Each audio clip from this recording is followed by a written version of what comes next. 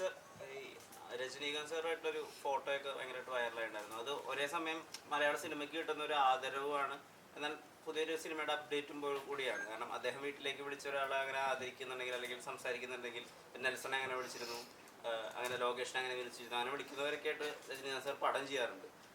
അങ്ങനെ എന്തെങ്കിലും ഉണ്ടോ? ആ ഇൻറ്ററാക്ഷനിൽ അദ്ദേഹം മലയാള സിനിമയെ പറ്റിയിട്ട് 2018 പറ്റിയിട്ട് എന്താ പ്രിസൈസ് ആയിട്ട് പറഞ്ഞതെന്ന് ഷെയർ ചെയ്യാം.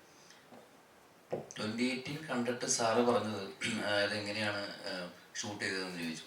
ഞാൻ പറഞ്ഞു എങ്ങനെയാണ് ഷൂട്ട് ചെയ്തത്, ഞങ്ങളൊരു ടാങ്ക് ഉണ്ടാക്കി ടാങ്കിലാണ് നിറച്ചത്, വീടുകൾ വരച്ചു, അങ്ങനെ ഫുൾ കഥ പറഞ്ഞു പടം ഷൂട്ട് ചെയ്തത്. സാറ് പറഞ്ഞത് ഭയങ്കര റിയലിസ്റ്റിക് ആയിട്ട് തോന്നുന്നുണ്ട്, ഗംഭീരമായിരിക്കുന്നു എന്ന് പറഞ്ഞു. വേറെ ഒന്നും പറഞ്ഞില്ല.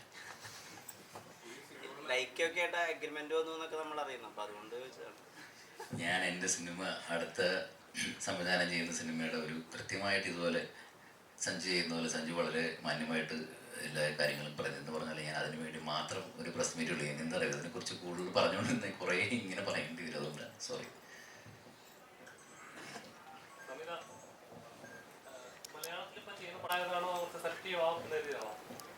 അല്ല, എനിക്ക് തോന്നുന്നു ഞാൻ പണ്ടും ഒരു വർഷം ഒരു 2 പടം 3 പടമൊക്കെ ചെയ്തിട്ടുള്ളൂ. ആ സമയത്ത് സ്കൂളിങ് അങ്ങനെ പോയ സമയമായിരുന്നു. എനിക്ക് തോന്നുന്നു ഇത്രയും കാലത്തിൽ ഞാൻ ഈ കഴിഞ്ഞ വർഷമാണ് ഏറ്റവും കൂടുതൽ സിനിമ ചെയ്തിട്ടുള്ളത്. അത് ഓരോന്നായിട്ട് റിലീസാവുകയാണ്, നെക്സ്റ്റ് മന്ത് റിലീസുണ്ട്.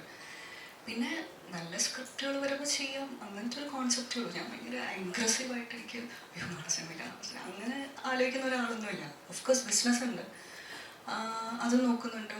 സിനിമ വരുമ്പോൾ അത് സ്ക്രിപ്റ്റ് വായിച്ച് ഇഷ്ടമുള്ള സിനിമകൾ സമയമെടുത്ത് ചെയ്യുന്നുണ്ട്. സിനിമ ഞാൻ എപ്പോഴും പറയുന്ന കാര്യമാണ്, for me it's an art. അതൊരു കലയാണ്, അത് മാക്സിമം നല്ലോണം ചെയ്യാൻ നോക്കുന്നുണ്ട്. കപ്പിൽ തന്നെ കപ്പിൽ ഓഫ്കോഴ്സ് എനിക്ക് സഞ്ജു നറേറ്റ് ചെയ്തപ്പോൾ ഞാൻ ഇതിന് മുന്നേ ഒരു ഇൻ്റർവ്യൂവിൽ പറഞ്ഞിട്ടുണ്ടായിരുന്നു, ഡയലോഗ്സ് പ്രസൻറ്റ് ചെയ്തിരിക്കുന്ന രീതി എനിക്ക് ഭയങ്കര ഇഷ്ടമാണ്. ഭയങ്കര ഇൻസ്പിറേഷൻ തോന്നും നമുക്ക് കേൾക്കുമ്പോൾ. സഞ്ജു എൻ്റെ അടുത്ത് ഫോണിൽ വിളിച്ചിട്ടായിരുന്നു ആ കഥ നറേറ്റ് ചെയ്തത്, സ്പെസിഫിക്കലി എൻ്റെ ഡയലോഗ്സ് നറേറ്റ് ചെയ്തത്. അപ്പം എനിക്കത് കേൾക്കുമ്പോൾ തന്നെ ചില ഡയലോഗ്സ് സഞ്ജുവിൻ്റെ കഴിവാണോ എന്ന് എനിക്കറിയില്ല. ചില ഡയലോഗ്സ് പറയുമ്പോൾ നമുക്ക് ഗൂസ് ബംസ് വരും എൻ്റെ ഒരു പോർഷനിൽ. അപ്പോൾ അത് ഈ സ്ക്രിപ്റ്റിലേക്ക് എന്നെ അട്രാക്ട് ചെയ്തൊരു മെയിൻ ഫാക്ടറാണ്. പിന്നെ സ്ക്രിപ്റ്റ് സെലക്ഷൻ അത് ഓരോരുത്തരുടെ പ്രോസസ്സാണ്. ഇൻ ജനറൽ ഞാൻ എങ്ങനെ ഇപ്പോൾ നോക്കുന്നതെന്ന് വെച്ചാൽ, ഞാനൊരു സ്ക്രിപ്റ്റ് കേൾക്കും, ഒരു 2-3 ദിവസം ഞാൻ സമയം ചോദിക്കും. അത് കഴിഞ്ഞ് ഞാൻ മൊത്തം വായിക്കും. ഞാൻ ഐ എം എ റീഡർ. ഞാനത് മൊത്തം വായിച്ചു കഴിഞ്ഞ് ഒരു കുറച്ച് ദിവസം കഴിഞ്ഞിട്ട് അത് അപ്പോഴും എൻ്റെ മനസ്സിൽ നിൽക്കുകയാണെങ്കിൽ ഡെഫിനറ്റ്ലി ഞാൻ ആ സിനിമ ചെയ്യും. കാരണം ഓരോരുത്തരുടെ പേഴ്സ്പെക്റ്റീവ് ഓരോന്നാണല്ലോ സിനിമയെ പറ്റി.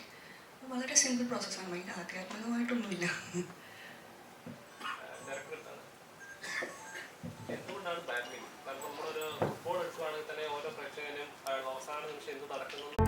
കൂടുതൽ വീഡിയോസിനായി B4 Place ഫോളോ ചെയ്യൂ, സബ്സ്ക്രൈബ് ചെയ്യൂ.